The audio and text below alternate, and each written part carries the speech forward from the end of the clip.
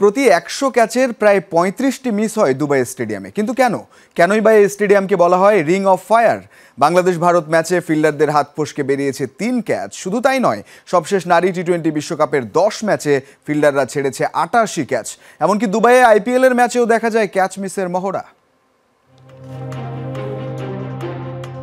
আকসার প্যাটেলের অনে হ্যাট্রিক ডেলিভারিতে স্লিপে সহজ ক্যাচ দেন জাকের আলী। হাত ফসকে যায় রোহিতের। হার্দিক পান্ডিয়া ছাড়েন প্রথম ইনিংসের সেঞ্চুরিয়ান তাওহিদ হৃদয়ের ক্যাচ। আবার ভারতের ব্যাটিংয়ের গুরুত্বপূর্ণ মুহূর্তে লোকেশ রাহুলের সহজ ক্যাচ ফেলে দেন জাকের আলী। দুবাইয়ের ভারত বাংলাদেশ লড়াইয়ে ক্যাচ ড্রপ হয়েছে ৩টি। যদিও ক্রিকেটে catch miss part of the game, তবে এই মাঠে তা যেন নিত্য নৈমিত্তিক ঘটনা।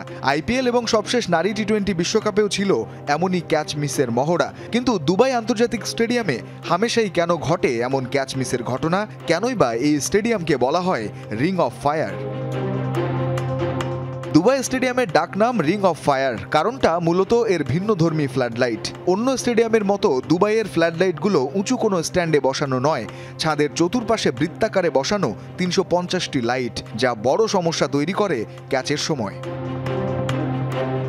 গত বছর অক্টোবরে নারী টি-20 বিশ্বকাপের গ্রুপ পর্বের ১০ ম্যাচ অনুষ্ঠিত হয় দুবাইয়ের এই স্টেডিয়ামে। ওই ২০ ইনিংসে ক্যাচ ড্রপ হয়েছে মোট ৮৮টি। নিউজিল্যান্ডের বিপক্ষে এক ইনিংসেই পাকিস্তানি ফিল্ডাররা ড্রপ করেছেন ৮ ক্যাচ।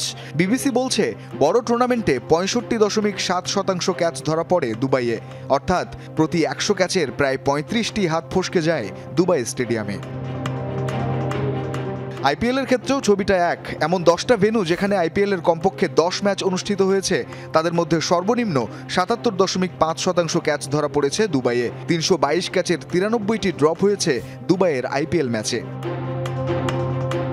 দোষটা যাচ্ছে দুবাইয়ের ফ্লাডলাইটের ঘাড়েই, বিশেষ করে রাতের ইনিংসগুলোই। অন্যান্য স্টেডিয়ামের তুলনায় দুবাইয়ের লাইট ফিল্ডারদের আই লেভেলের কাছাকাছি থাকায় সমস্যা হয় বলের গতিবিধি বুঝতে।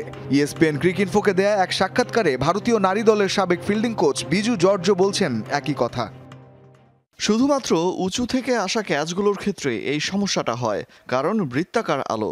যদি ৪-৫টা উঁচু ফ্লাডলাইট থাকে, সেক্ষেত্রে কিছু নির্দিষ্ট জায়গা ছাড়া কোনো সমস্যা হয় না। তবে এই রিং লাইটের কারণে মাঠের চতুর্পাশেই একটা জায়গায় নামার পর বল কিছুটা অদৃশ্য হয়। তাই এখানে ক্যাচ ধরতে আপনার জাজমেন্ট হতে হবে স্পট অন। ভারতের জন্য পথ নেই পালানোর। দুবাইয়ের আলোর নিচে ফিল্ডিংটা ঘুরে ফিরে আসবে চ্যাম্পিয়ন্স ট্রফির চলতি আসরে। টিম ইন্ডিয়া সেমিফাইনাল কিংবা ফাইনালে উঠলেও ভেন্যুটা থাকবে এই দুবাই। রঞ্জন শান্ত, যমুনা স্পোর্টস।